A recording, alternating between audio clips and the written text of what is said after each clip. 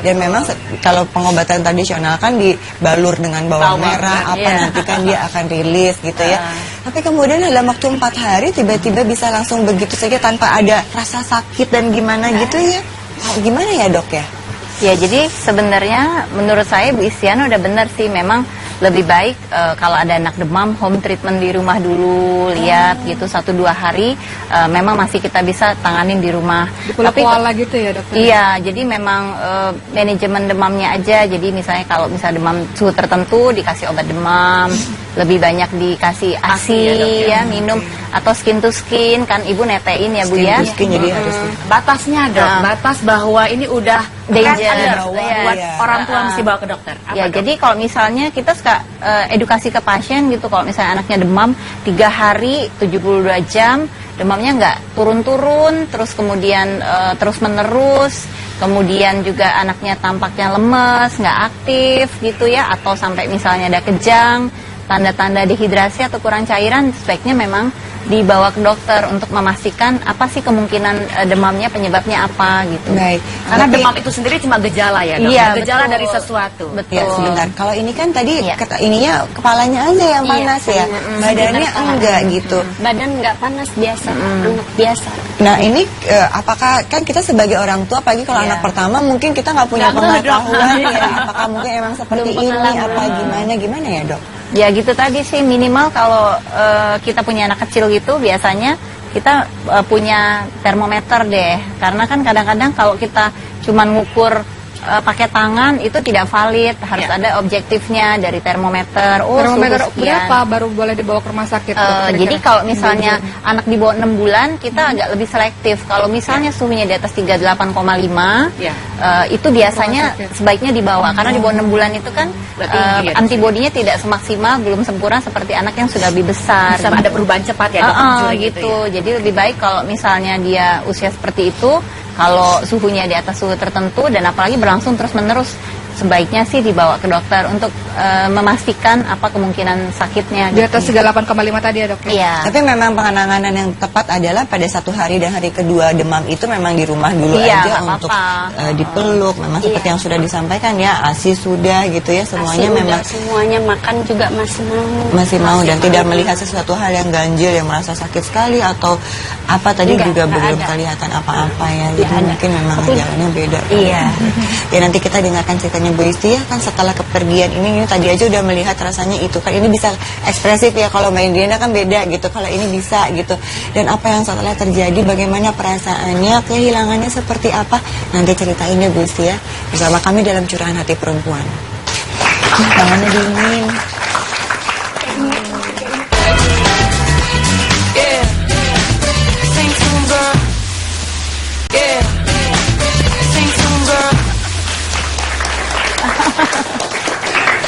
Ada Bu Istiana di sini. Bu Isti cerita bayinya 5 bulan gitu ya, sakit panas hanya 4 hari, nggak naik turun, nggak ada keluhan, nggak yang nangis, nggak yang sakit, nggak kelihatan apapun gitu ya, tiba-tiba berpulang gitu ya. Dan ini kejadiannya sebenarnya sudah 8 tahun yang lalu. Kita lihat bagaimana Bu Isti masih rasanya kehilangan yang sangat berat sekali gitu ya. Ibu setelah, siapa nama bayinya? Tiara, aduh cantiknya. Setelah Tiara berpulang, apa yang Ibu rasakan, gimana menjalani proses kehidupannya sampai saat ini, dan waktu itu berat-berat sekali, pada masa yang berat pasti ya? Iya, masa yang berat. Nah, di saat momen yang habis pasca meninggalnya Tiara, saya sempat shock, depresi, down juga. Maksudnya menganggap diri saya itu salah.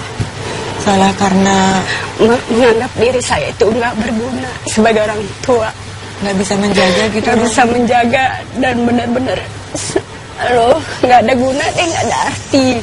Maksudnya kok saya bisa seperti ini sama anak saya sendiri, jadi seolah-olah saya seperti ngebunuh anak saya sendiri. Tapi suami nggak bilang gitu kan? Ini perasaan Ibu justru aja. Suami malah sabar mas, sabar, insya Allah rezeki nanti dikasih lagi sama Allah Subhanahu Wa Taala. Sabar, jalanin hidup ini, jalan masih terus panjang. Apa yang Ibu lakukan ketika Ibu menyalahkan diri sendiri, marahin diri sendiri gitu? Apa yang saat Anda depresi? Iya. Apa yang Anda lakukan? Jadi saat itu kan suami udah pada tidur ya, saya biasa suka susah tidur orangnya. Kalau di saat lagi saya sholat, kalau lagi haid kan nggak sholat. Jadi saking bingungnya lagi gini salah. Suami udah tertidur, saya melihat ada Carter suami saya sendiri. Kan suami saya kan kerjanya di itu ya housekeeping. Ibu lihat Carter terus diapain? Saya potek dikit, saya kayak pengen ini saya sendiri. Terus akhirnya saya mendengar Ibu mau bunuh diri. Sempat pada saat itu ada Itu dipegang Carternya. Tapi saya tergugah, saya terbangun karena mendengar suara teriakan anak kecil di tetangga saya, di samping saya, begitu kerasnya tangisan itu. Jadi saya kaget, astagfirullahaladzim ya Allah, astagfirullah, hambamu ini ya Allah benar-benar berdosa kalau memang ini terjadi. Ya kan? Alhamdulillah dikasadarkan ya Bu. Alhamdulillah. Dan keesokan harinya juga biasa. Jadi terbangun lagi itu, maksudnya momen-momen itu kayaknya masih Saat ada lagi down dan depresi. masih datang terus-terusan. Kamu salah gitu. Kamu nggak bisa menjaga anak kamu gitu. Jadi kayak terngiang aja terus di momen paling dalam. telinga. Nah terus saya ngeliat suami saya, alhamdulillah udah tidur. Jadi saya sempet ini benturin kepala ke tembok ya. Ibu ngebenturin kepala Ibu Iya. ke tembok. Oh. Ya Allah, Tiara maafin mama, saya gituin. Maafin mama, bukannya mama nggak bisa ngejaga, nggak bisa ngerawat, cuman ini emang takdir kali. Benar-benar menyentuh banget ya Allah, ya Rabbi. Ini 8 tahun Ini yang momen- lalu ini Mbak masih Maudi. seperti ini loh Mbak. Karena kita menyebutnya ini momen depresi pada ibu-ibu, itu yang tadi kita mesti waspadai. Momen depresi ini memang rentan dengan suicide, bunuh diri. Kenapa? Karena nyalain diri sendiri, jadi pengennya mati pada saat itu. Dan tadi ingin matinya nyalain diri sendiri, itu yang saya sebut dengan skema yang irasional. Karena merasa salah saya, harusnya saya ke dokter, harusnya anak itu begini, saya bukan ibu yang baik. Itu yang irasional. Itu sebab di saat momen-momen irasional kayak begitu, yang kita butuhkan adalah support. Punya suami seperti suami Anda yang bisa kasih support buat Anda, dan ikatan kita ke atas, ke Tuhan, ke Allah, nanti Mbak Oki akan menjelaskan, itu yang membuat kita menjadi lebih rasional bahwa ini memang dunia itu sementara. Anak titipan, hanya lewat kita dan kita melakukan sudah yang terbaik kemarin gitu loh. Jadi ada momen-momen rasional yang kapan bisa rasional? Kalau ada supportnya. Siapa support kita? Allah dan orang-orang terdekat kita. Itu Baik, dia. silakan Mbak Oki. Inilah sebenarnya yang tadi saya sebutkan di segmen-segmen awal tadi, bahwa Rasul benar-benar menekankan kepada kita, memberikan nasihatnya kepada kita untuk menghindari apa yang namanya niyahah. Niyahah itu adalah meratap. Termasuk meratap-ratap itu adalah dengan membenturkan kepala kita ke tembok, termasuk itu kategori dari niyahah. Memang dikatakan kematian itu adalah pemutus kebahagiaan, saking dahsyatnya kita merasakan kesedihan yang amat sangat gitu. Ditambah lagi adalah seorang anak yang sudah kita kandung selama 9 bulan, yang sudah kita rasakan kebersamaan dengan dia. Tapi memang pernah pada suatu ketika dijelaskan dalam sebuah hadis juga, Rasulullah pernah melewati area perkuburan, dan ada wanita di kuburan itu nangis nggak berhenti gitu. Kemudian apa kata Rasul? Nasihat Rasul adalah bertakwa dan kemudian bersabar. Kata-kata yang mudah diucapkan tapi butuh pelatihan terus-menerus untuk dilakukan. Kenapa? Wabasyir sabirin, kata Quran. Berikan kabar gembira untuk orang-orang yang sabar. Makanya Allah menghibur dengan kalimat yang selalu kita ingat, innalillahi wa inna ilaihi rajiun. Semuanya milik Allah. Suami milik Allah, anak milik Allah, kelak Allah panggil. Nah itu ini nasihat untuk diri saya pribadi, harus mempersiapkan diri. Allah ambil kapan saja, kita nggak pernah tahu. Allah ambil suami kita, Allah ambil anak kita, semua milik Allah ya Allah, dan akan kembali lagi kepadamu ya Allah. Hanya status pinjam ya. Status pinjam saja. Oke, Jadi ya. kalimat innalillahi wa inna ilaihi rajiun, kalau kita resapi betul-betul memang ini sementara semuanya. Jadi Baik. kita berdoa agar terhindar dari meratap-ratap. Iya dokter, nanti saya minta penjelasan kali dokter ya, apa yang bisa kita lakukan ini, soalnya semua ibu-ibu mungkin kurang pengalaman. Kalau terlalu panik jadinya lebay, kalau enggak jadinya lewat gitu ya. Setelah yang satu ini bersama kami dalam Curahan Hati Perempuan. Jangan kemana-mana ya.